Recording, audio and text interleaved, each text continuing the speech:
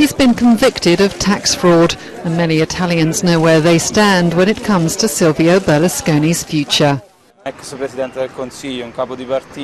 He wants to keep enforcing his political will. He doesn't seem to understand that resigning would be the dignified thing to do. It's terrible. In a democratic country, he should feel the responsibility to resign. It shows us in a terrible light.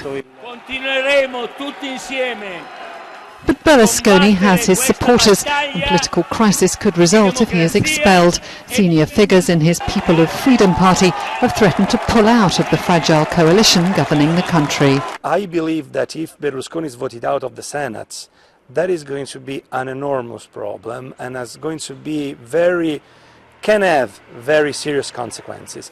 Political expert Giovanni Orsina also believes the former Prime Minister hasn't yet decided on a definite course of action. There's a measure of irrationality. He's very angry and I think, sincerely believes he has been wronged by the judges. And I'm told that he's oscillating between one course and the other, so predictions are very difficult. This first Senate committee meeting won't seal Berlusconi's fate. Several more are likely over the coming weeks. But expulsion, says Guy Dinmore from the Financial Times, is the likely outcome. I think there's quite a strong possibility the Senate will eventually vote to throw him out.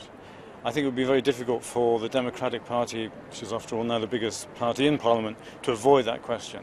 Financial markets are increasingly on edge over the potential crisis, and Italy's borrowing costs have risen. But HSBC's Dara Mayer says the response to elections earlier this year shows there's no need to panic.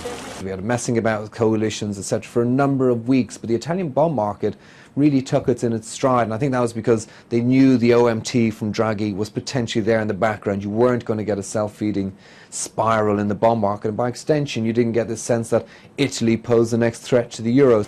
But Italy will have to face plenty more potential banana skins as it struggles to tackle a massive deficit.